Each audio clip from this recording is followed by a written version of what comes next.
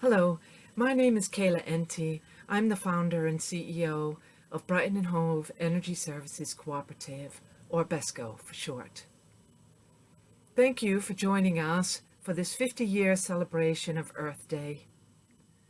We'll be showing a short film where I'll be joined by thought leaders and other sustainability founders across the city who will be sharing their ideas on how to create a city where care for our environment is our top priority and all people have equal access to services.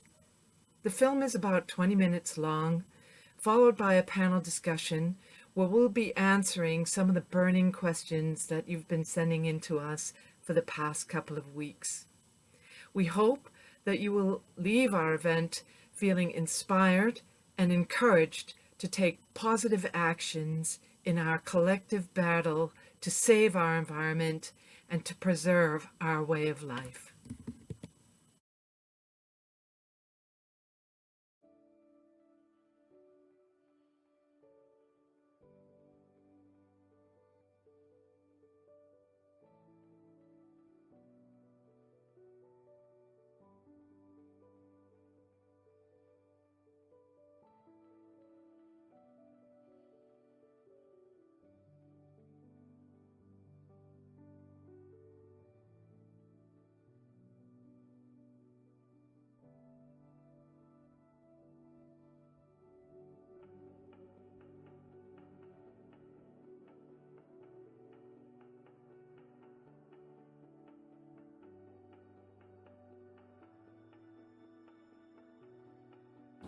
I think we need to do three things, essentially. The first thing is we need a real sense of urgency. We've been talking about this long enough. We can't discuss much longer what we're going to do next year, the year after. We need to get going right now. The second thing is we need to engage with everyone in the city. Residents, businesses, third sector, public sector. We need everyone on board, all the talent, and we need everyone engaged. The third thing is we need a really credible, practical plan of action where we can look at where we are, where we need to be, and in what time scale, and then map out from now to then what we're going to achieve each year, what we're going to achieve each month, and then review it every period and make sure that we're actually doing it. We need some leadership from a local authority, which I believe is kind of is happening.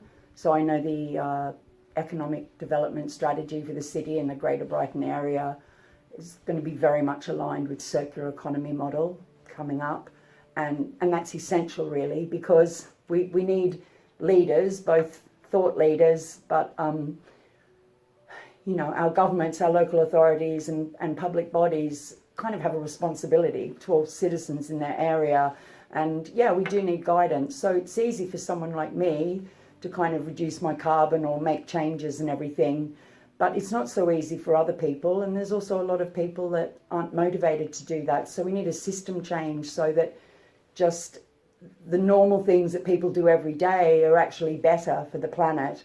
And for that to happen, you need government, you need strategy, and you need infrastructure that's fit for purpose. I think the citizens and politicians and people of Brighton and Hove City have always been quite ambitious to do the right thing with the environment in mind. I think we just always found it really difficult to implement it. From my point of view, the message is simple. We've got to really look at reducing the consumption of stuff on a day-to-day basis. So there's a lot of people are preoccupied with reducing carbon emissions, but it's literally the consumption of stuff, whether that's water, energy, or the resources for making a building or a road, less road miles travelling by car or air or whatever. That is the big deal. Our insatiable appetite for stuff. Every area where we need to transition to net zero, the council should have a strategy. They should have a comprehensive strategy for that. And that way, once you have a strategy, it's just a process of implementation. So we could, together, the people living in this community or in the surrounding areas, people with the knowledge and skills, can actually do the work to achieve the net zero target. It's definitely achievable. We just need to make the effort to do it. Actually learning from others, I think, is the start point. What are the leading cities around the world doing? So looking at Scandinavian cities potentially. And yeah, looking at best practice, which is what we learned from the solar industry in Germany in, I guess, the last decade or so. Looking for financing solutions. How are we going to massively transform the infrastructure in the city? You know, food, energy, water, waste, actually, ironically, all the aspects of one planet living that we used to talk about. And I think we've all got to be willing to make significant changes ourselves, which doesn't actually have to be a sort of negative restricting our lifestyles, but embracing, you know, eating less meat, travelling less indulgent flying. I'd like to see a big convergence of all the people doing great work on sustainability. So we have good work going on in the city in sustainable food and farming, as we are, in green energy, in green transport, and in other areas. And I'd like to see this converge and become written into public policy, some of the great work that we're doing. If everybody on planet Earth lived like we do in Brighton, consumed what we do on a day-to-day basis, we would need 3 to 4 planet Earths of stuff every year. I mean, at the moment, the UK reaches its overshoot day in mid-May. That means everything after midday, we're stealing from the future. After mid-May, we're stealing from the future. I think probably the first thing is to put energy efficiency at the top of the agenda. It's not a very sexy subject, but people have been talking about new renewables and new technologies, but actually the best energy we use is the stuff we save. So if you're not using energy, it doesn't cost you anything and you're not creating carbon in the first place, rather than trying to offset it with something else. So I think if there was a focus from the local authority and the greater powers that be around Brighton and Hove, then we could really make a dent in the energy output and carbon footprint of the city. We also have 11 million visitors to the city, so that's another reason why the local authority really has to be one of the biggest leaders on this. I think there's a massive appetite in the council that they understand their role and that they have to implement things. So I mean, there's all the obvious stuff we need to do, which is decarbonising our energy. So thank God for BHESCo and other such organisations that are encouraging solar and all sorts of alternatives to fossil fuel. The important thing is the diversity of practices, I think, the diversity of activities, and I think a positive promotion of the value of community and positive action.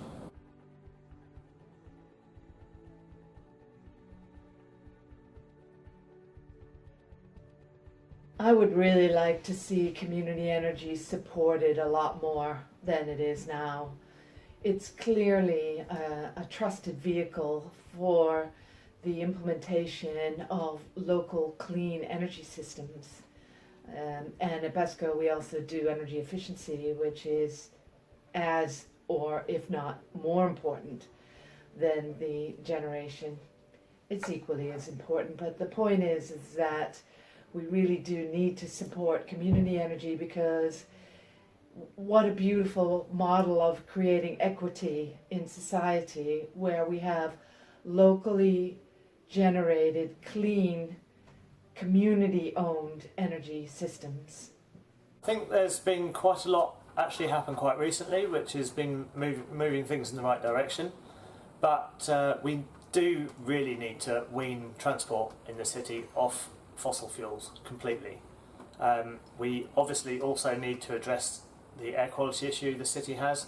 It's really bad in the city centre, and we're, despite lots of practical action that we've been trying to take over the last couple of years, it's still really bad. So we need to address that, but address more than ever where our fuel is coming from. So just wean ourselves off diesel and petrol and all combustion engines.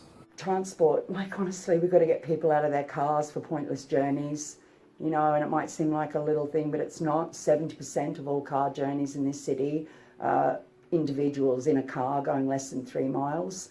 All those journeys, unless you're carrying filing cabinets or something like me, all those journeys could easily be done on foot, on a bike, in a share car, on a bus, on a train. Transformation from ICE, so internal combustion engines, to electric vehicles, I think that journey is happening and we're not going back. It seems that the major car manufacturers are all investing and moving away from internal combustion engines. I just read West Sussex has got a really good EV strategy that they published a couple of months ago, and it was something like there's 80 publicly accessible EV charge points in West Sussex today, and there will be something like 3,000 in 5 years' time. The number of EVs they project is going from about 1,000 to 100,000 in the next 5 to 10 years. So I think that journey is happening. And I think there's a great opportunity for the solar industry, which is what we're doing a next generation innovation project on, is linking EV charge points and solar PV, because clearly if the electricity from the EV charge points is still from fossil fuels, then it isn't solving much of the problem. It's sort of dissipating or displacing where the carbon emissions are coming from. So if there's local generation, and clearly we all know that you don't generate electricity from PV at night or in the middle of the winter, but sunny day like today, even though it's March, there's quite a lot of electricity generated. But if you have on-site renewables at car parks, small business premises, cinemas, all sorts of places where people might charge, workplaces, combined with the EV charging, then there's a good, it's a good way of actually reducing the carbon emissions from the charging. So I'm really hopeful that there's, the EV journey is, that one, it's not sailed, but it's happening. But there is a business opportunity for community energy in linking electric vehicle charging and renewables. Again, it's to do with the consumption of resources. Basically, half the mined and harvested raw materials that we get every year off planet Earth are consumed by the construction industry. 45% of carbon emissions are from the built environment, the design, the construction, the maintenance, the occupation and deconstruction of buildings. Consume basically half the raw materials and create half the carbon footprint. In the UK, the construction industry is responsible for 60% of the waste going to landfill and incineration. That's 120 million tonnes of stuff a year.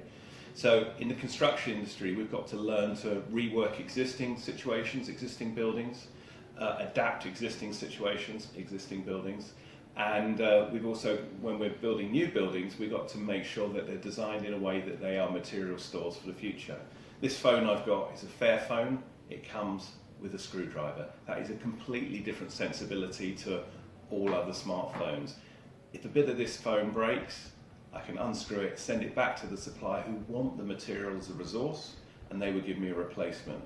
So that's what we need to do with our buildings. They need to be demountable so that one day if they're in the way of something or they're not working, they're not thrown away, they are a resource for new buildings. And by having that point of view, designing buildings as material banks for the future, we will reduce the amount of new raw materials we need. And we've got to do that big time. Well, what's great about food is that everyone eats it, and everybody can help shape the future of food and farming by what they put in their shopping baskets and on their dinner plates. So our work is all about nudging people towards more sustainable shopping behaviour, and everybody can buy more local food, buy more packaging-free stuff, pick up sustainable shopping options, and just shop more consciously.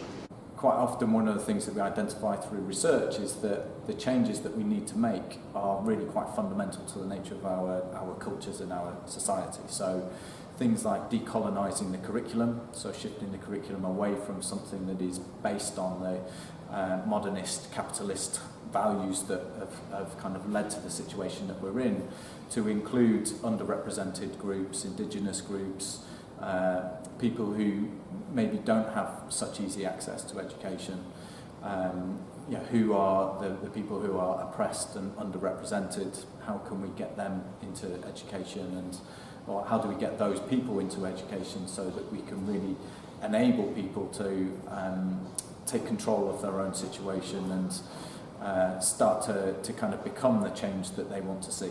We were talking about all of this 10, 15 years ago, and it all kind of fizzled out with the financial crisis and then austerity. And the problem is that construction work takes time and it takes effort to put into it, and things take sometimes several years to implement. And I think that the local authority and the greater area around Brighton and Sussex need to focus on the energy efficiency of their housing stock, of their residential landlord sector, their student housing stock, and of course the able to pay market as well as the unable to pay. So I think if we could promote energy efficiency across all of that stock, we'd make a big dent in the 30% of emissions that come from domestic households. The Big Lemon has a vision that by 2030 every community in the country will have zero emission buses powered by renewable energy and owned by the local community.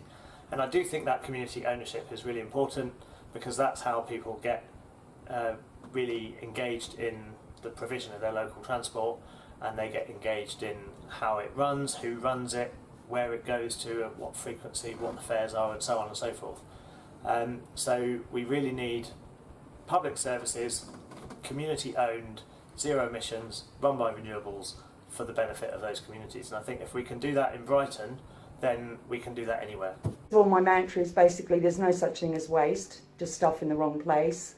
So I look at waste as a resource, and literally we all need to do that. I mean, you know, I've been thinking like that for decades, but everybody needs to look at stuff as a resource and not be really random with what they do with things at the end of life or when they don't want them anymore.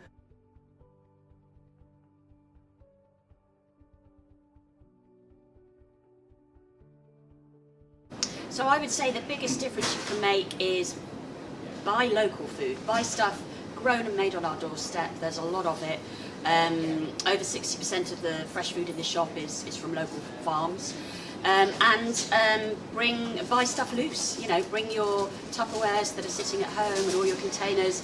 These containers are going to outlive us all. They're made of plastic. So bring them along, fill them up, take them to local cafes, take them to local shops, and buy stuff loose. It'll make a huge impact.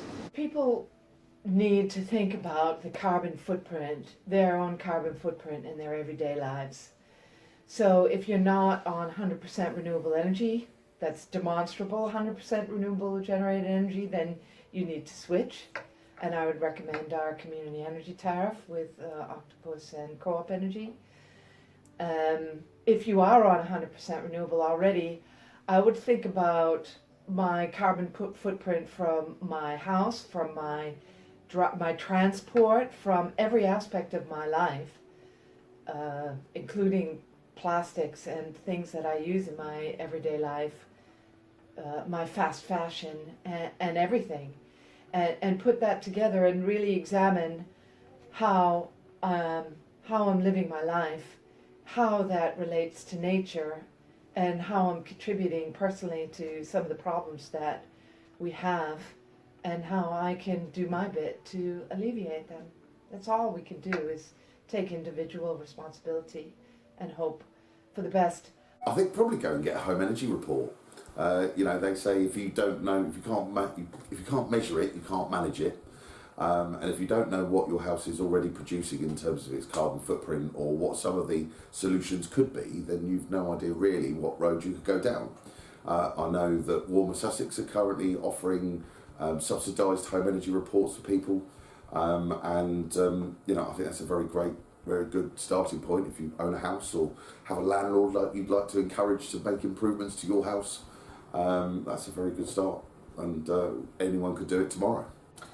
There's so many really, really exciting projects in this city, and I think the one thing that I'd urge everyone to go home with is to find out what's going on, what really great projects there are, and obviously whichever one looks most exciting to you, get involved in it. Invest your money in it if you've got any. Invest your time in it if you've got any. The only reason we have so much waste and that we need to focus on recycling is because people consume and procure all this stuff into their life. So, you know, wake up call, people. How you spend your money will actually evolve our future. So don't spend money on bad products that are cheap, that are badly made, that aren't designed to be repaired, that aren't recyclable, that aren't reusable. Just stop consuming them. Don't let them enter your life. Then you won't have a problem to deal with.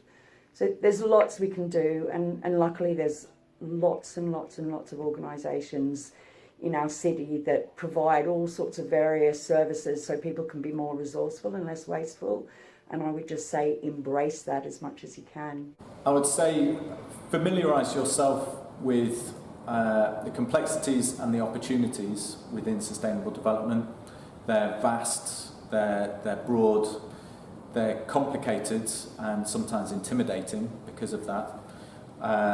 However, as you start to familiarise yourself with those complexities, you can start to develop a personal position and a personal set of priorities, and then a series of strategies to start to act on those priorities and really make a difference that you believe in. My suggestion is being curious, researching, finding out for yourself and seeing what you can do in your life. And there are loads of guidance and books around in terms of reducing your carbon footprint from a food perspective, from travel, from energy usage, etc. But be curious and think of fun solutions, how you can engage the family, how you can engage the community, because there's a lot of social isolation going on, but coming together like we do in the community energy sector to create something from the greater good, there's a whole social aspect to it as well. So the one thing is be curious and research and find out. If you've got a smart meter at home, get one. I mean, if you really are looking at the consumption of energy, if you get a smart meter, you get a reader, and you can just see when you turn the kettle on what sort of energy you're using. That does affect behaviour change, but with that sort of thing in mind, I think there's a lot of negative press at the moment. The bad news is the headline news every day. I wrote a book called The Reuse Atlas, and I interviewed 60 people doing amazing things around the world in the design and built environment industries. And that made me feel really positive because you can see that there are a lot of good things happening. So an important part of what we do is keeping money in the local economy. When you spend £1 at one of the big supermarkets, they keep only 5p in the local economy and they export and centralise profit. So we turn that model on its head. When you spend £1 at HESCo, we keep 58p in the local economy by spending it on local suppliers, local services and on staff wages. And that has a knock-on effect for the entire city's economy. Shop at an ethical supermarket. Use sustainable public transport. Go and volunteer for an energy co-op. Whatever it is, whatever floats your boat, do it. So, I mean, the obvious thing I'm going to say is join Freegal, which is an online reuse network. So if you have something that you don't want anymore, you can list it onto Freegal, and that will connect you to over 35,000 people in the city. So about 10% of the population in the city are on Freegal. So if you wanted to get rid of, this jacket, a table, a chair, garden stuff, toys, whatever, you list it on there, and someone in your local area will want that item. They'll come and pick it up from you, ba-boom. You haven't thrown something away. It's not lying idle being useless, and it's gone to someone that actually needs it or can use it. It's such a simple thing. I mean, in 10 years of Freegal running, we've kept 50,000 tonnes of stuff in circulation around the UK, equivalent to £35 million worth of goods.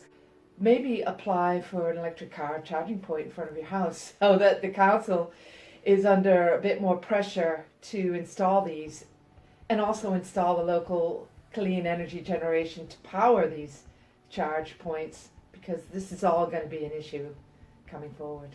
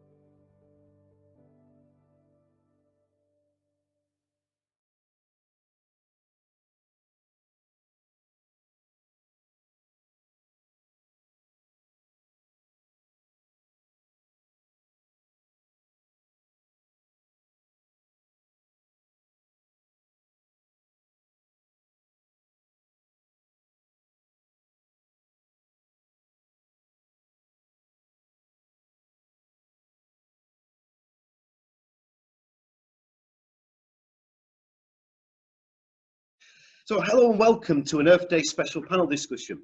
With me this evening are 5 of Brighton and Hove's most progressive and sustainable movers and shakers.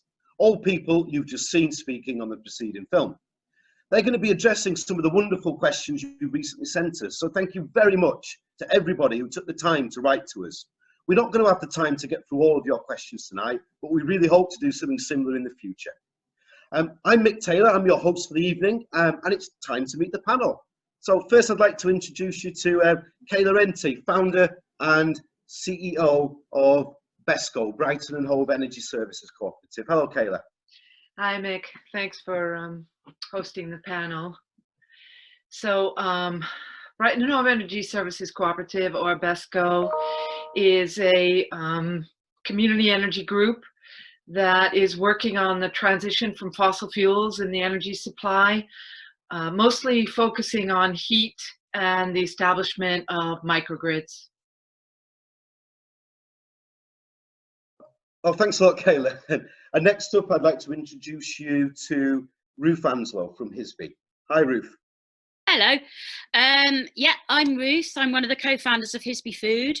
And BHESCo, we created BHESCo because we need to transform the food industry. Right now, it's not sustainable.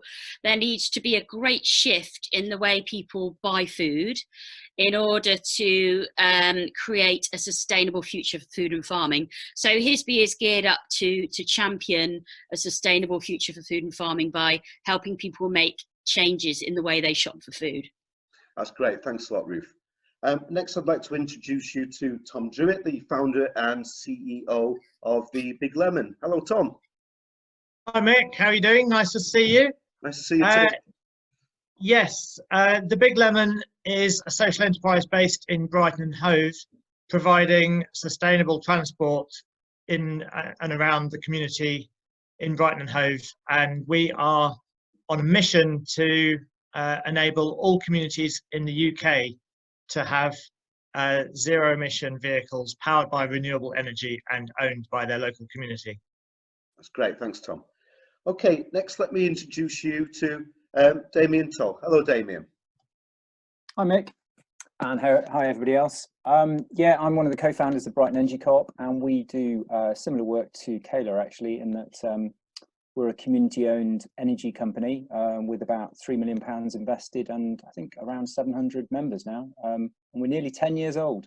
So we were hoping to have a celebratory party in June, but it might be delayed by a month or two. That's great. Looking forward to the panel. Damien, I'm just going to ask you to very, very briefly just explain for people that aren't familiar with yourselves and BHESCo, how are you similar and how are you different? We're similar in that we're the same organisational structure, and which is a community benefit society, and we raise money through community share offers where individuals can invest. I think where we differ is that we have only focused on solar PV, whereas BHESCo have diversified into other technologies, including heat, microgrids. Yeah, well, Kayla can add to that. But that's great. No, thank you, Damien. That was just clarifying for the audience. Thanks a lot. It's wonderful. Okay, and next I'm going to introduce you to our final panel member, and that is the wonderful Kat Fletcher, who's on a train, joining us on a train. Hello, Kat. Hello, yeah, being very sustainable, Wonderful. Zooming on a train. Yeah, hi, I kind of hate waste. So everything I do is about trying to prevent it. And I'm one of the co-founders of Freegal, which is the biggest online reuse network in the UK. And yeah, just today I've been doing that very thing for the NHS, in fact, and redistributing unwanted furniture and getting it to somewhere where they really desperately need it. So yeah, that's kind of me. Amazing. Well, thanks a lot. Sorry about the background noise. Oh, not a problem at all. We will deal with the training. It's lovely to have you. Thanks a lot, Kat. Okay, so there are wonderful panelists. I'm sure you know some or all of them from round and about Brighton Way. So we're going to dive into some questions. So these are questions that you sent in. So excuse me if it looks like I'm reading, because I am. So our government has committed to reducing UK greenhouse emissions to net zero by 2020. What are the biggest barriers to reaching our net zero target, and how can they be overcome? And I'm going to start with Kayla on that one. Okay, can we clarify, are you talking about Brighton and Hove City Council, or are you talking about the UK government? Because the targets are different. Okay, that's very interesting. So this question from the public literally says, what are the biggest barriers to reaching our net zero target and how can they be overcome? So maybe for people that aren't aware of that, explain how they're different, sort of locally and nationally, and maybe a little bit of why, and you choose what you want to focus on. Okay, the net zero target for Brighton and Hove City Council, which Tom is a representative, is 2030. And we're really actually quite proud of our local council that they've taken this very aggressive position compared to the UK government, which is 2050. Mm. And so to answer the question, we don't have another 20 years from 2030 to 2050 to reach the UK target. So the fact that we have a target for 2030 is fantastic. It's acknowledging the climate emergency that we have, that we've got to tackle, that we can tackle together, working with the various groups that are represented here, but other groups as well in the city, to take on all aspects of a net zero target, which includes food, biodiversity, waste, and energy, the area that we're working on. That's great. So we've made some very bold commitments locally compared to nationally, which is great. And I'm going to go to Damien now and ask him what he feels some of the biggest barriers are for us to achieving these really ambitious targets. Well, it's interesting that I mentioned earlier that we all kind of know each other for the last 10 years, and Brighton Energy Corp is 10 years old, and some of these other organisations represented are about the same age. How much have we achieved in the last 10 years? And then you project forward what we would have to achieve in the following 10 years. And so much of it is mindset and being willing to radically change. And unfortunately, we've seen the ability to radically change because of COVID-19. So I think a lot of the barriers and the can't be, you can't possibly do this, the rules say you can't do this, are thrown out with the bathwater. So I think we need to, when we're through this horrible time, to create that transformation mindset, and to continue that transformation mindset and challenge what are seen as, concrete rules or objectives, and have that, can-do attitude. I'm thinking, more Silicon Valley would be how I would conclude. I mean, there's a lot of negatives to do with Silicon Valley, but that can-do attitude, I think, is important to adopt. Yeah, well, that's a really amazing point. And I think on this panel today, we've got a lot of people who have that can-do attitude. Yeah. But given that we've kind of got that sort of mindset, what do we need to set out about doing to reach these targets? What are the barriers to stop other people having this mindset? If people do have the mindset, what's the next step? I'm going to go to Ruth on this. For food, there are two specific sort of development goals in the UN Sustainable Development targets that are relevant to us. The first one's about zero hunger, and it's about achieving food security and empowering sustainable agriculture through small producers. And then the second one's about sustainable consumption, which is about making good food choices that speak to sustainability, to support local food systems and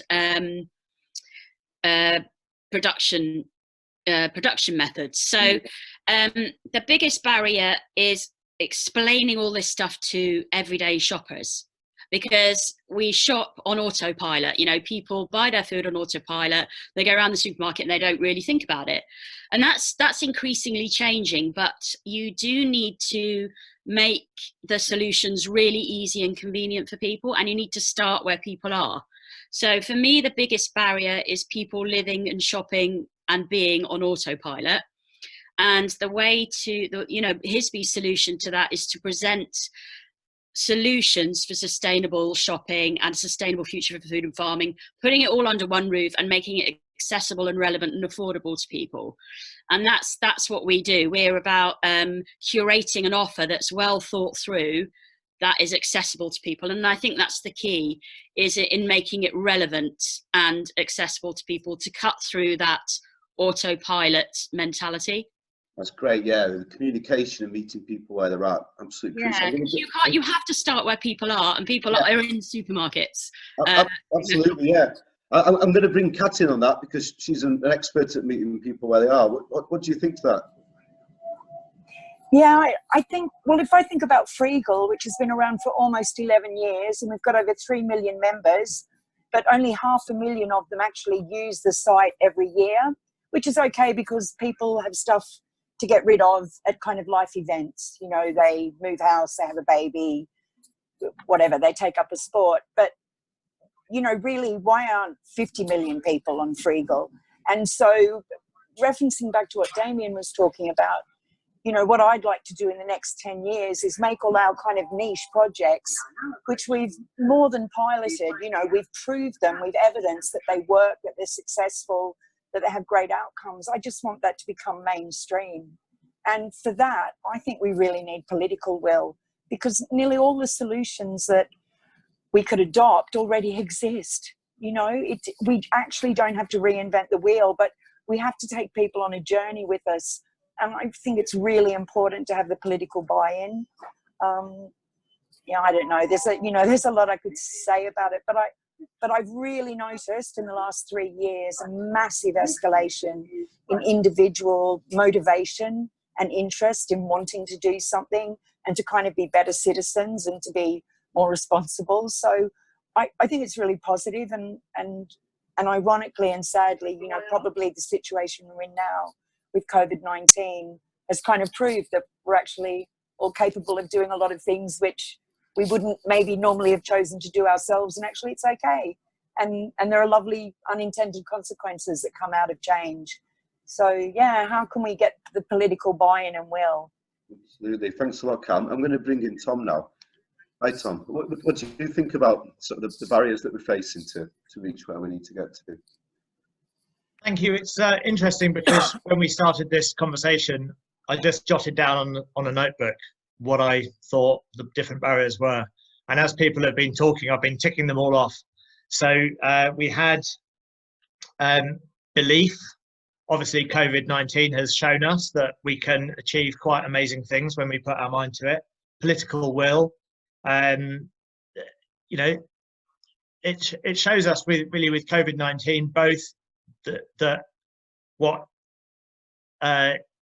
the barriers are with political will, when at the beginning of the crisis there just wasn't the political will to deal with it, and then suddenly when there was the political will, we saw a dramatic change in the kind of reality on the ground.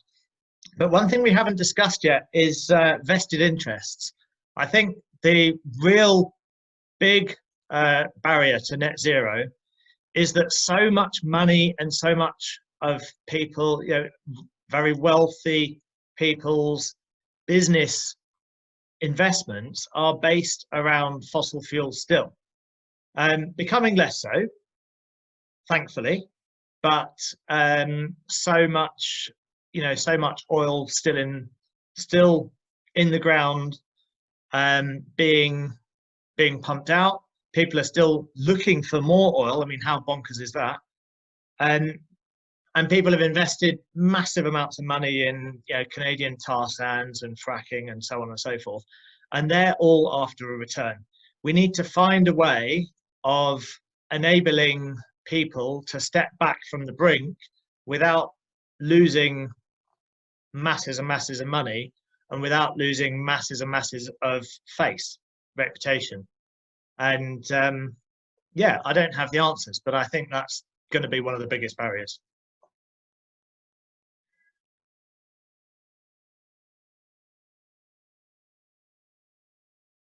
Sorry, Mick, I can't hear you. Are you? Oh, I'd muted myself so I didn't interrupt you, and then clearly I failed to interrupt you.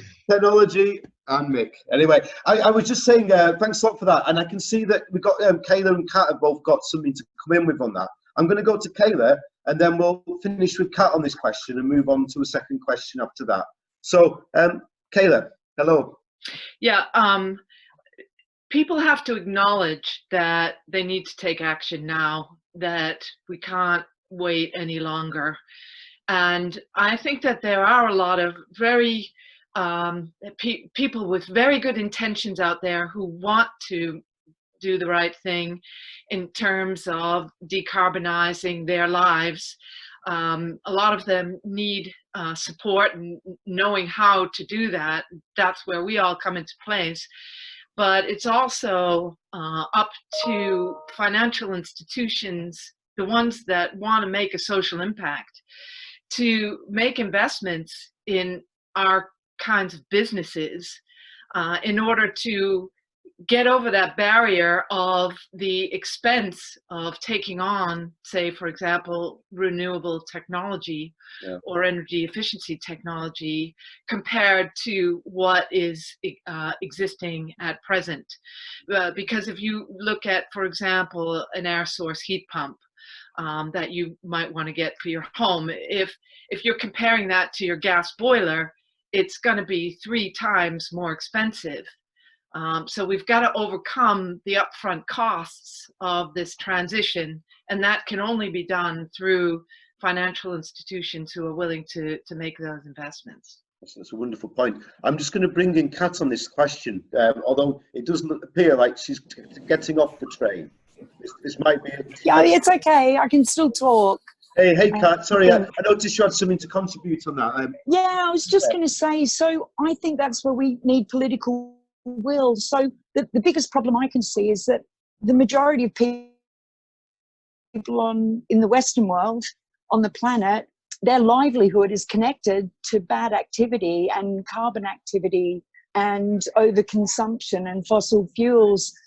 So if we had political will and kind of wise leaders, they would help transition the population to new sources of economic independence and retraining. You know, it's sort of like cities up north failing after all the coal mines were closed down. I mean, the government could have easily transitioned that population to new occupations and ease them through that.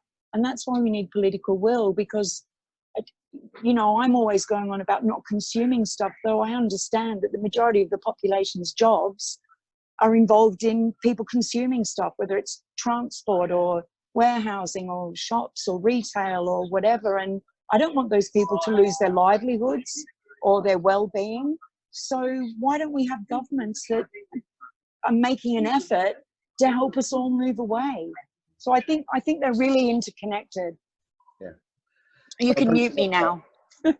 No, thanks a lot. That was wonderful. So it was a really big question to start off with, and we seem to hit quite a lot of very interesting points around that. It's quite complex, everything's connected. I want to move on. People mentioned a few times COVID-19 and coronavirus, and to give a panel discussion right now, well, the reason we're giving an online panel discussion is because of that. We can't have our live Earth Day event as we originally wanted. And we had a few questions from the public around that. So what I'm going to do is I'm just going to read out a few of the different questions we've had from the public that concern kind of COVID-19 and maybe the effects of it, the challenges and opportunities. And then I'll give you guys an opportunity to come in and give your experiences about, you know, some of the challenges and benefits possibly that we're seeing from this. So the first question I've got here is, how can we embed the UK sustainability goals within the post-lockdown economic recovery?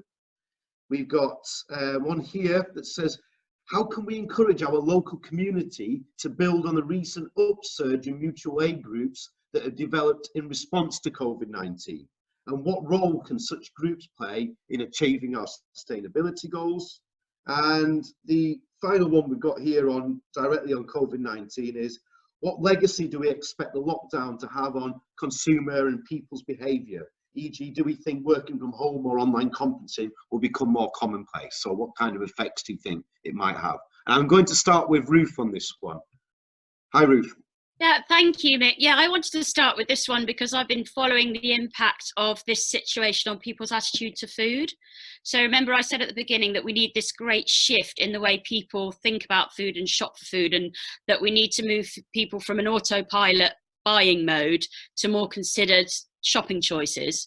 Well, some interesting research this week, and I've seen this borne out in the shop and my conversation with customers, by the Food Foundation of over 4,500 people through YouGov, has shown that people's 42% of people have said they're valuing food more.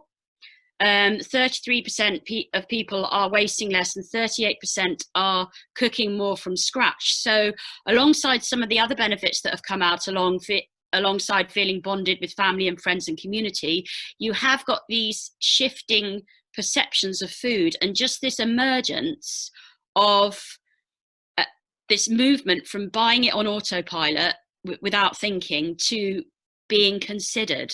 And so for me, this is a really great trend to see happen. And if this whole situation moves us towards a shift in thinking differently about food, then that's a silver lining to this situation. And also there's been an interesting shift from buying at supermarkets to buying at independents. So there's been twice the growth in buying food from independents as there has been in national supermarket chains. So people are considering where they're buying food, they're thinking more about where it's come from, and they're thinking about the impact they have when they're buying it. Yeah. So to me, these are good things. These are silver linings. Yeah, oh, that's great, Ruth. Thanks for sharing your experience there. Damien, I wonder what you've got to say on the sort of some of the effects you're seeing with COVID-19 and people's changing behaviours. And yeah, I think the farce of, particularly in Brighton, where so many people commute to London, people will be questioning the value of that once they've got used to working at home and they're meeting their targets. Work is getting done, they're engaging with their colleagues. So I actually started working in the telecoms industry like 25 years ago, and before 2000 we could work from home because it was the nature of the industry, so I'm so used to it. But I think so commuting and teleworking is going to change. Anecdotally, I've spent a lot of time in the countryside in the last week or couple of weeks, and there's so many more people, families walking with their kids, seeing the bluebells, younger people, 20-somethings, 30-somethings, just having a picnic in the countryside. It's almost like that behaviour skipped a generation and people reconnecting with nature much more. And I hope that, I see it kind of in a way that nature has growled at us. It's kind of a bit a metaphor, but we've had a warning from nature, from Gaia potentially, and it's a great opportunity to learn and reappraise our lifestyles. There is a danger that Tom was talking about, the entrenched interests will be trying to re-establish, the consumer society, but I'm hoping people will reprioritize what's important, particularly when there'll be less money to go around. Do we need to care about social media influencers, or do we need to support our local mutual aid groups? And I think, hopefully it will be the mutual aid group that has much more impact. Oh, that's great, Damien. So yeah, I think we're seeing a big shift in kind of people's values on this. I just want to bring Tom in on that one. Damien mentioned that one of the challenges might be the vested interest groups you raised earlier, and I don't know how you feel about the strength of people's changing values and how that might let us address some of the problems you raised earlier. Yeah, I think the change in people's values has been very stark. I don't know actually if it's a change in people's value. I think it's more that when the dirty stuff starts flying, people realise what's important to them, and they realise that their most important things are their families, their friends, and especially their neighbours on their streets. We've had in Brighton and Hove, and I'm sure all around the country, people who didn't even know who their neighbours were suddenly now have kind of daily communication by the WhatsApp groups and so on, with their neighbours, making sure that Dottie in number 87 has got enough food for the next few days, and that Jeff next door has got some dog food for his dog, and all of that stuff. Yeah. And I think for me, that's the kind of greatest takeaway from COVID-19. Yes, it's had a devastating effect on many people's lives, and sadly it's claimed many people's lives. But if there's one thing that I feel is really heartwarming from the whole experience that we've been through, it's that everyone is now much more neighbourly, and everyone really understands much more what's important in their lives. And as Damien was saying, people are going to question their habits. I think in the transport industry especially, we're going to see massive changes. So less commuting, much more home working, much less flying. Flying, obviously, one of the biggest problems environmentally. And the airline industry is really going to take a knock, and is going to have to change. On the buses, we are probably going to see fewer passengers on their daily commute. So that's something we as an organisation have to look at and kind of think forward. What are people's travel habits going to be in 6 or 12 months time and for the next 10 years? But on the plus side, I think that localism is really going to be a lasting effect of the whole, all the changes that we've been through recently. As Ruth mentioned, local independent shops have been growing at a much greater level than supermarkets. And I think in the transport industry, people are going to be traveling less, they're going to be driving less, they're going to be staying in their local communities more and spending more time at home. And that's going to have a really good effect on traffic and air quality and so on and so forth. And it starts also really interesting conversations around reclaiming streets for people and car-free city centres and so on and so forth, because now we've noticed what a delightful environment it is without all this traffic. People won't want to give that up. Yeah, no, that's a great point. That's a great point. So we've seen the power we have to change, and we've seen the positive effects of change as enforced as it is.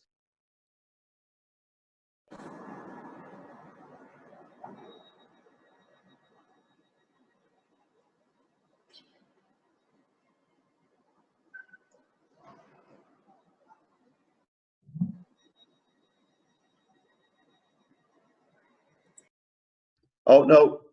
So I'm going to come to Kat now. I think she's got something she'd like to say. Hello, Kat. Yeah, I was just going to say, I think there's some unintended consequences of COVID-19 that will be beneficial, not so much to people like ourselves, because I think we've already come to those realizations, but a lot of people that might have been sitting on the fence or not really knew what we were talking about, they've been able to experience kind of less air pollution and, like Tom was talking about, nicer neighborhoods and environments to be in. But I was just going to bring up like a really crushingly disappointing thing for me when lockdown did come about and bars and cafes got closed and retail shops. But, I did notice that no one stopped people buying pointless crap from Amazon, which involves people working at that warehouse and involves courier drivers and managers and logistic managers and fuel station operators. And, people buy inflated unicorns, and have them hand delivered to them or dropped in by drone or something the next day. And so for me, I just love to see a cutting back on unessential consumption. I'd really like people to kind of consider what's essential, and not in a really kind of nasty hardcore way where you kind of like suffering or it's some punishment, but like just ask yourself, do I really need that? Like, is all the energy and all the effort that's going into that product arriving at my doorstep, like, was that a valuable thing to do? Was that a fair thing to do, to have a HGV truck driving all over the countryside and ships coming from China so I can have some really pointless bit of tat in my house? And so yeah, I don't know, that's something I need to deal with afterwards, but I do find it really crushingly disappointing that it's still completely possible to buy totally pointless stuff 24/7, and that there are people out there actually working during this lockdown so to enable that to happen. It's incredibly disappointing. But I think there'll be a lot of need for reuse when we sort of come out the other side of this, whether it's because people have to shut down businesses and find something to do with all their stuff, or whether it's because people are finding themselves in financial dire straits. So I think there's a great opportunity to share resources and assets and be cleverer.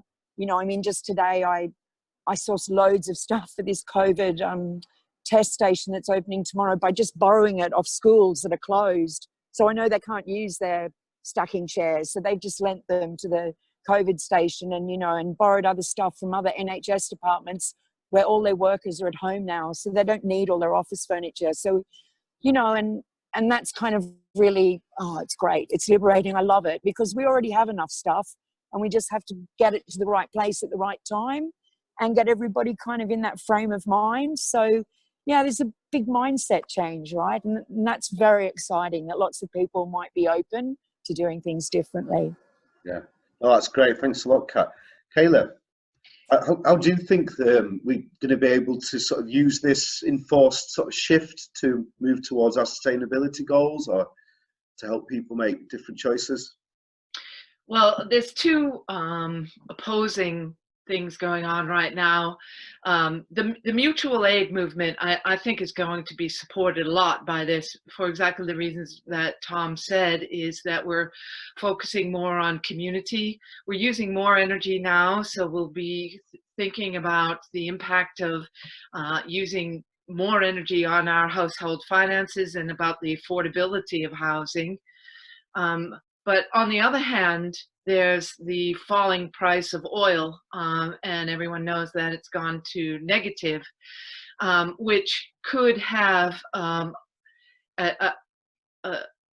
non-productive impact on renewable energy if the price of oil makes it prohibitive. Again, in the same factor that I talked about before, is that the attraction of renewable energy or energy efficiency is based on the comparison to fossil fuels. And if governments don't kick in and make it more interesting to invest in renewable energy and energy efficiency, then we're going to have all of this cheap oil that we're going to have to compete with for energy prices. In the past, when oil prices went down, consumers didn't see that passed in so much on their bills. So, you know, there's always that effect that it has on our energy bills, but there still could be some negative impact of oil prices. But one thing I want to say is, last night I watched a really interesting show on Channel 4 News, where they were talking about the creativity that people are doing at home with recreating classic art portraits at home. It was absolutely breathtaking. And the first thing I thought of was, look at all these materials, and they're reusing them and they're repurposing them in the home. And I thought, this is just a perfect example of how we can make this change and reuse materials for fun and use our creativity for good. So yeah, I wanted to leave on that positive message. I can see Kat in the corner giving big thumbs up to that. So yeah, I think she like that a lot. That was wonderful. I'm going to come on to our third question. And again, there's a couple of related questions here, and they're kind of more about Brighton and Hove. So I'm going to ask a question that will let us focus a bit more locally, maybe. And there's a couple here. I've got one question that says, can Brighton and Hove become a model for the rest of the country? Or do you think that the social enterprise network here is unique? And then kind of a complementary question in a way, what can Brighton and Hove learn from other cities? And a sort of final one related to Brighton and Hove here. How can social enterprises in Brighton and Hove work more cooperatively to achieve our shared goals? So maybe there's an opportunity here just to talk about some of the things we're doing in Brighton and Hove, some of the things we're doing well, some of the things we can learn from other people, and some of the ways we can work together maybe. And I wonder if, Tom, maybe you'd like to start us off on this, please. Yes, thanks, Mick. Lots of really good questions. I think I'd just like to say something very brief on each one. Brighton and Hove certainly can become a model for the rest of the country, but we shouldn't assume that our way is the best way or the only way, or, you know, there's lots of things that will work differently in different communities, and we're often very proud of what we are doing, which is excellent. But if we look at what other cities are doing, especially in the transport industry, if you look at Nottingham, for example, amazing stuff going on in Nottingham that I just wish that Brighton and Hove could learn from, which kind of takes us on to the next question. Brighton and Hove can learn a lot more from other cities, and I think the danger in Brighton and Hove is that we're in a bit of a bubble, and we do sometimes kind of forget to look out and see what other people are doing. how can we work more cooperatively together? Well, this is an example of us working cooperatively together. Damien mentioned green drinks earlier. We've been, I think social enterprises in Brighton and Hove do work very well together, actually, and we do support each other very well. The problem is, and I'm sure this is a problem right across the country, is that running a social enterprise is incredibly hard work. It's incredibly time consuming. It's incredibly financially difficult. And the biggest barrier to us working better together is that we are just incredibly busy people. And it's hard enough to run a business. It's much harder to run a social enterprise, and it's much harder to run a social enterprise and get involved in all of the other things that all the other projects that everyone else is doing. So it's a tricky one. It doesn't answer the question exactly, but I think there are definitely a lot of good things going on. But as Damien said earlier, if you look at what we've achieved as a movement in the last 10 years, we do need to ramp up for the next 10 if we're going to really reach our carbon neutral 2030 in Brighton and Hove. That's great. I think that's probably a good point to bring Damien in. We've been talking about us knowing each other on this panel for quite a long time, and sort of, I guess we naturally support each other when we can, but I just want to come in on any of that.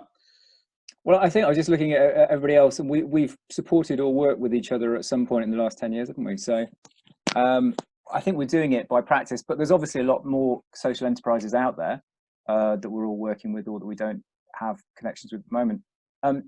I thought I was having actually is that we all worked, I think, to lesser and greater degrees on One Planet Living, which was basically a framework rather like the Sustainable Development Goals with maybe 10 or 12 points, all the key areas for reducing an impact on the environment and improving well-being and health. That as a methodology was hasn't been progressed that much by the council, or certainly not under that label. I know Worthing Council, Adrian Worthing Council, have actually adopted a similar approach, which I think broadly maps with the Sustainable Development Goals for their own transformation over the next 10 years. So I think using those sort of frameworks where we can hook in what we're doing already, we can look at stretch targets and we can bring in other organisations. And if that's done, and we use it as a model on the South Coast, Bristol does it, Nottingham, Tom's mentioned, lots of other locations, then whilst I don't have much faith in this present government, I do have faith in, the impact we can do locally, and we can expand that outwards. So I think let's start local and become regional and then, grow up that way. Yeah, no, that's great. Thanks. Ruth, I know that you're currently looking to open a little bit wider in Sussex, linking in with the wider community. How has that made you look at kind of Brighton and how Brighton might link better into its more regional areas, maybe?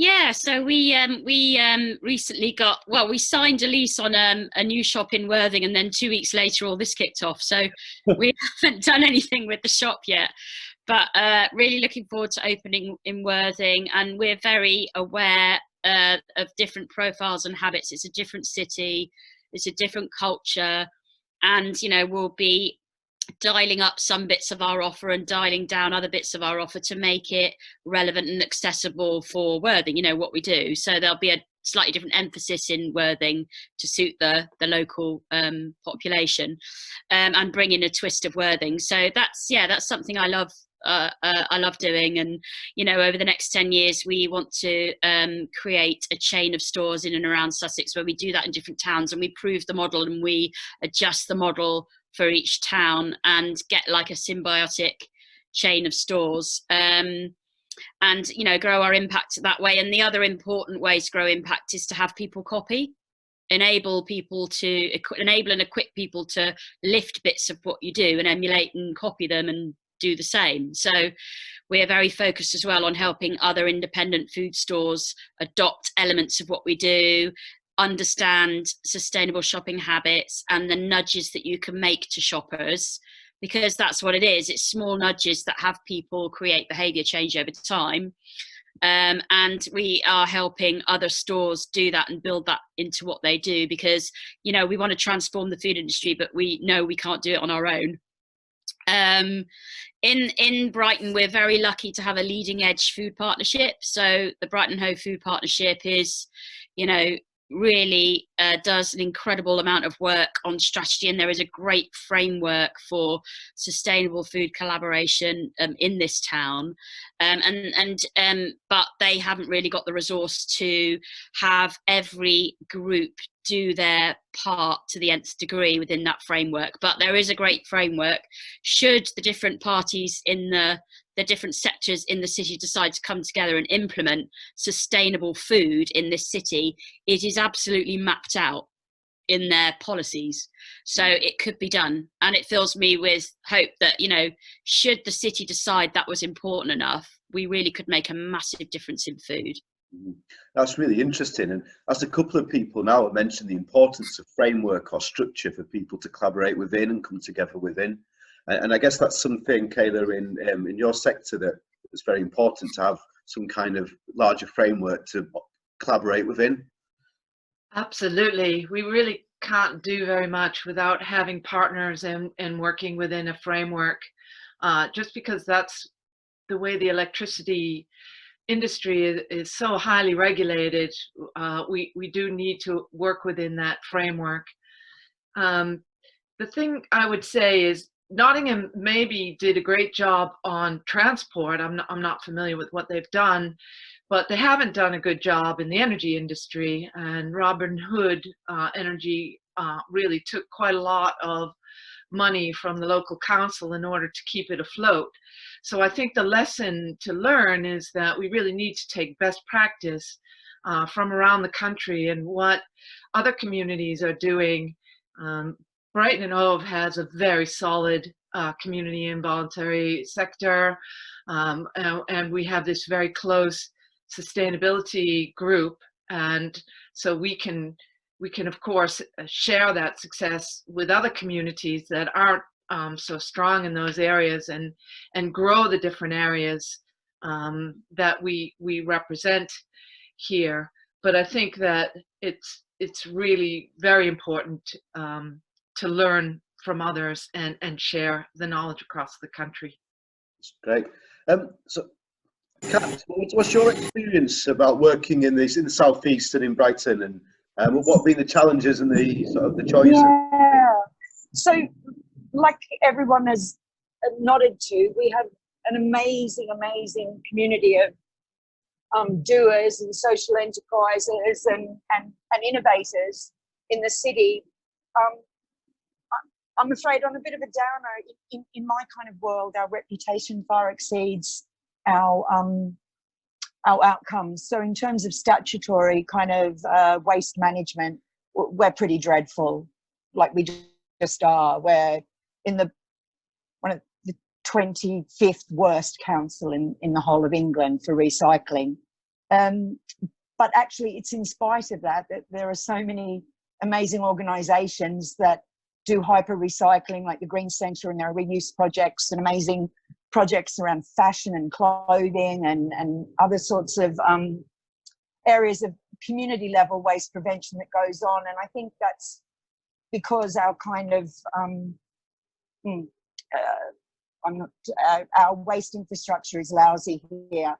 But I was going to say that a lot of people look in my world to what we're doing here, and I mean, I'm now doing work in Manchester for the whole Greater Manchester region around reuse, just, based on all the weird and wonderful little things I've done in Brighton.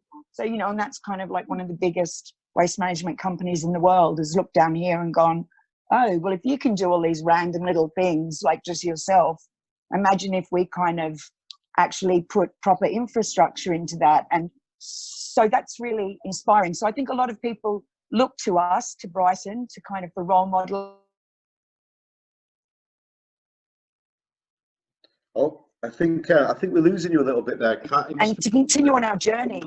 Yeah, excellent. No, thanks a lot for that. What I loved about your story there, Kat, was the inspiration an individual can have. Oh, I'm really sorry. We see.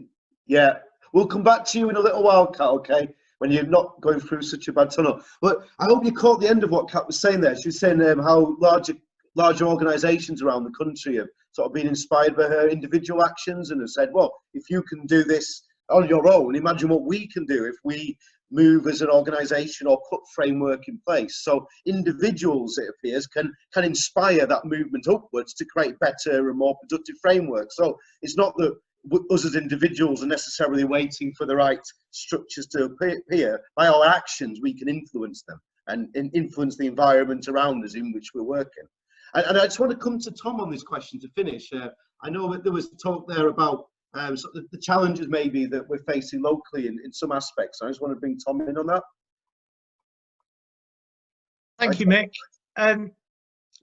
Yeah, I think, I mean, Kayla mentioned earlier that I also sit on Brighton Hove City Council, and I think it's worth mentioning the political kind of situation a little bit, because Brighton and Hove really can become a model city for carbon neutrality in 2030 if it shows political leadership. And as Kayla mentioned, the council has already shown a degree of political leadership in a very aggressive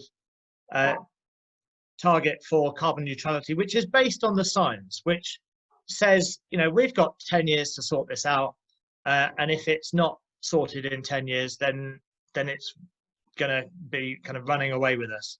The City Council in Brighton Hove is dominated by two political groups that both are agreed on this goal. It was in both of their manifestos. They're both totally committed to it, and they're both actively working together to make it happen. And as part of the kind of zero carbon 2030 project is community wealth building and circular economy, and all of the implications for that around local economy, the waste stream, and all of that. So I think Kat's right, sadly, that our reputation often kind of bigs us up a little bit too much, and we do need a bit of a reality check and realize that actually the path before us is a lot steeper than the path behind us. But there is a massive opportunity now with a kind of political consensus in the city that we need to show leadership. We need to create effective practical solutions to reach this target. And the first thing that we're doing at the council is measuring where we are now. Sadly, the whole COVID-19 crisis has driven a coach and horses through this project, and you know, there's lots of things that were planned, like a climate summit and so on, are going to be they're going to have to be done slightly differently. But the political will is there in Brighton, and the public awareness and public support is also there. And as others have mentioned, the social enterprise infrastructure is already there. So we've got a massive challenge. We know we've got a massive challenge, but I do feel that we have all the ingredients to make it work. And I really, I think we can really do something quite special in Brighton Hove. That's a really interesting point, that it feels like there's a lot of pieces in place that have been kind of building for a while, and now there's the time to bring it together. We've got time for one last question. If you can keep your answers relatively brief on this, but I think it's really, really important to ask this question. I certainly found it very important. So it says here, this is the question: the environmental movement has been criticised for a lack of diversity. How do you think this affects its impact? And how can this be overcome in order to create a more universal movement? I haven't started with Kat before, so I'm going to go see if your sound is improved at all. Kat, hello? Yeah, I think it's better, yeah? Oh, that's much better. Hi, welcome back. Oh gosh, inequality, inclusivity. Lack of Well, diversity. in my line of work, I definitely come across people from every walk of life, every colour, every religion, and, you know, very rich people, very poor people. And I think that's part of the magic of kind of being a matchmaker and redistributing stuff, is that actually a lot of the time what I'm doing is redistributing assets where they're no longer valued, but where they can become really valuable somewhere else. So I really feel, I know maybe it's wrong, but I do feel like it's quite inclusive what I do. I certainly go out of my way to include everybody I possibly could. That being said, I'm sure there's a lot more we can do, and I guess it's being conscious of that and making an effort to go outside our bubbles a bit. Yeah, I'm going to finish there. Well, that's great. I'm about to go into another tunnel. Okay. Well, hopefully we'll get a chance to say hello to you again in a sec when you come out the other side of the tunnel. Well, I'm just going to I'm going to go to Damien next. I don't know if so. The question sort of says that the environmental movement has been criticised for lack of diversity. I don't know who did the criticising, but I guess there's a question in Brighton Hove is we're not a very diverse in terms of ethnic city, and I think that's historical in terms of industries and for a variety of reasons. Obviously, a lot of students and more recent people that have moved here are more ethnically diverse. The sector I know a little bit about, which is the energy industry, and you know, Kayla's obviously a woman. The head of Community Energy England is a woman. I think the community energy sector is much more diverse. But the energy industry as a whole is not, and that's possibly like technology in general. And you know, there's a whole debate about education and role modeling and motivations to get into certain careers. I would say that we're probably more open-minded in the social enterprise sector and the environmental sector about being open to others, but attracting them is another question. Which I'll pass on. Yeah, no, that's great. And just something that I kind of realise in hearing people answer this question is that the word environmental movement means a lot of different things to a lot of different people. And actually, when you kind of talk around and you meet people such as yourselves, you realise how broad the environmental movement is. And it might not be people's perception that they get directly in the media, for example. But yeah, it is just one additional thought is Extinction Rebellion, which I kind of observed from the periphery and didn't get involved with, and certainly the media coverage portrayed them as largely white middle class. I don't really have more to say about that, but you know, that's perhaps one example. I'm guessing that's probably where this question's come from, was the media sort of treatment of Extinction Rebellion. I'm going to bring Kayla in. Hi, Kayla. Yeah, hi. I've been an environmentalist my whole life, and it's always been an issue that if you have money and you have security, then you've got the leisure time to do a luxury thing like stand up and fight for the environment. And the thing is that that might be the case, but if you look at the energy industry, a renewable energy industry can bring more equity to society by making energy less expensive, because energy that's generated from nature, so free from wind or sun, is a lot cheaper to run. And so we can pass those cheaper costs on to people and create more access to heat and more equity, as I said, in the industry.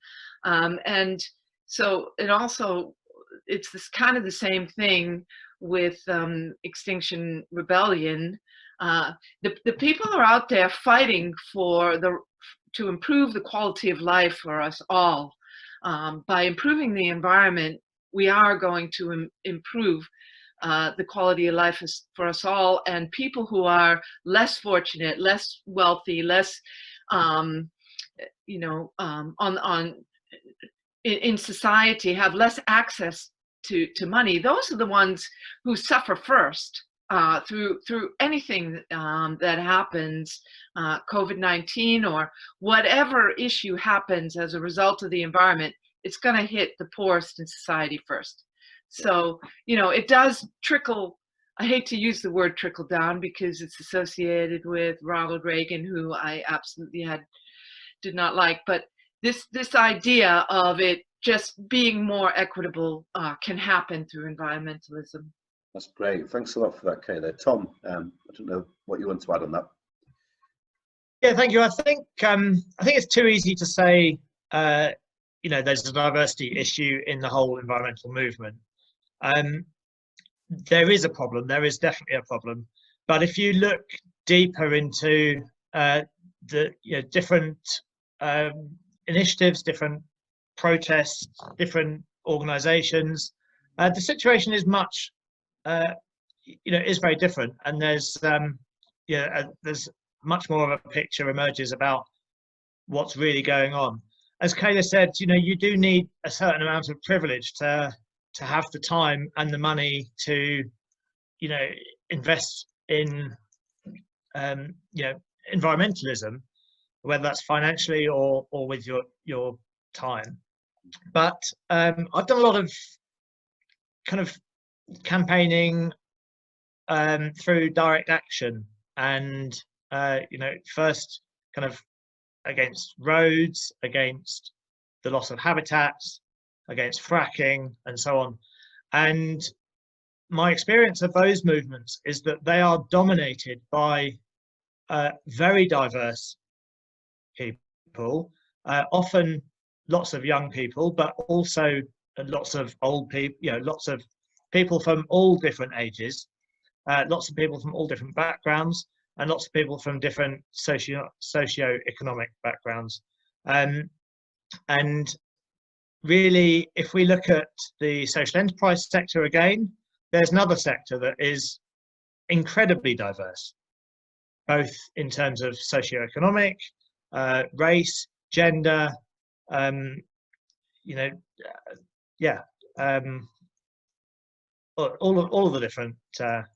all of the different diversities. And it's too easy to say the sector has a problem. Actually, if we look at what's going on in different parts of the sector, some of them are incredibly diverse and do very well reflect the kind of wider community. That's great. Thanks a lot, Tom. And we're going to finish this question going to Ruth. Hi, Ruth. Hiya. I think there's a distinction to be made here between the work that's being done and the profile that that work gets. So I'd bet pretty much anything that the number of black and minority groups and races across the world, so-called minority, I would say the majority of environmental activists in this world are not white, right? They're not.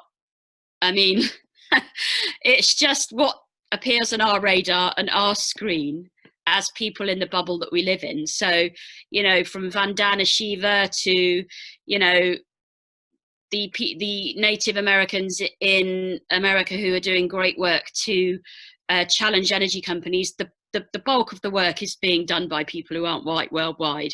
It's just that we see everything through this lens where they get called the minority and they're not. That's a great answer. That's wonderful. I think that's such a good way to end our questions from the public. So thank you so much if you sent a question in. That was a really wonderful discussion.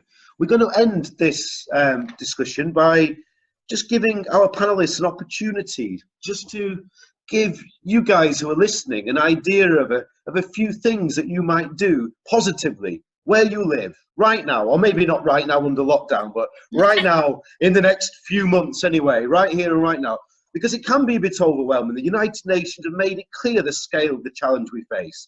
Our governments and our local governments have made very, very ambitious commitments that if we want to hit, we do have to start to change. And each and every one of us, from the top on down to the individual, has to have a look at themselves and think about maybe what they can do a little bit differently. And I want to end by going around our panel and giving everybody an opportunity to give you one or two ideas of things that you might do right here where you live in your day-to-day life that might make an effective and positive difference. And I'm going to start at the top of my screen with Kayla. Hi, Kayla. I wish that people would be more mindful about waste, and how waste they're wasting things in their day-to-day life, thinking about their carbon footprint. And then finally, if you're not with a renewable energy supplier, you really do need to switch to 100% renewable energy. That's great. No, thanks a lot, Kayla. I'll come to Ruth next. What can people do to make a difference? By thinking about the stuff you put in your shopping baskets and on your dinner plates, you can have a massive impact, because between 20 and 30% of any household's carbon footprint is about the food they're consuming, where it's come from, how it's made, and what it is. So consciously buying stuff as locally as possible, as seasonably as possible, buying less meat, buying well-considered meat, and refilling everything. So, you know, all these plastic tubs and containers we've got at home are going to outlive all of us, right? So let's use the ones we already have. You don't need to buy lovely matching sets. Just the things, the scrappy stuff we already have, take those into shops, start demanding shops do stuff loose, take them into cafes when they're open again, and reuse all this stuff, because the more we ask for it, the more we'll get. That's brilliant advice. Thank you very much, Ruth. Damien, what can people do? I think there's been, yeah, I'm there. I think there's been a revelation that a lot of individuals, households and businesses are not very resilient. You know, within a couple of weeks of their jobs being put on hold, people are going bust, businesses going bust, etc. So I think there's a flip side of consumption, which is becoming more resilient in terms of saving, perhaps having 3 to 6 months of savings in a household or even a business. And government could mandate that, actually. You know, government's bailing out so many businesses. Why not mandate that before you pay any dividends to shareholders, you can survive for at least 6 months in a downturn? So there's a level of, it links to efficiency, avoiding waste, consuming less, and becoming more resilient. And, you know, we could look to nature for that. Nature's got all the answers, I think, of how they work, how nature works in ecosystems. That's great. Thanks a lot, Damien. And we'll go to Tom next. Thank you, Mick. I think a lot about this question, and we do hear a lot about, you know, what people can do with their money, where they can invest, what they can buy, but we don't hear so much about what people can do with their time. And I think that, you know, if we look at time in the same way that we look at money, time is money, of course, then, you know, we can look at what we do with our day. And I would really love it if more people stopped and thought for a moment, what do I spend 8 hours a day doing? What is my work producing? And if you're not happy with the ultimate end answer, then change it. Change what you do with your time. That's wonderful. No, thanks a lot, Tom. And finally, we're going to wrap up by going to Kat. Hi, Kat. Gosh, I feel like everybody's kind of covered my agenda, really. But I guess what comes out of all of that is that wouldn't it be great if everybody was more empathetic, and if we just considered like our impact on other people and the planet? And if we did that, then we'd probably resolve to consume less, and when we do consume better, and we'd probably try to do it more locally and embrace that concept of enough, because there's kind of, yeah, things aren't going to make us happy. So kind of in keeping with what just Tom said, you know, really consider how you spend your time and your money. And I think maybe we just need to simplify things a bit. Maybe we've just gone a bit like, what does all this crazy, are we just busy fools, right? So I think it's okay to allow ourselves to kick back a little bit as well, and like be productive when we're meant to be productive, but it's perfectly okay to relax and just enjoy being, and, you know, probably be a kinder, calmer place if we all tried to do that a bit more. That's lovely thoughts. Thank you so much, Kat. Okay, so I'm just going to thank everyone. So massive thanks to all of our panelists. We've had Kayla, Ruth, Damien, Tom and Kat. And a huge thank you to everybody who sent us questions, and to everyone who took the time to listen to us this evening. And I'd just like to end by urging all of you just to go away and make one solid commitment just to yourselves. one thing you might want to change. Maybe it's just a way of thinking, a way of acting, a way of spending your time, your money, just a way, a commitment to how you might want to feel in the future going forward. But no matter how small that thing might be, just make that one little commitment to yourself, because it really will make a difference. Okay, thank you very much and good night.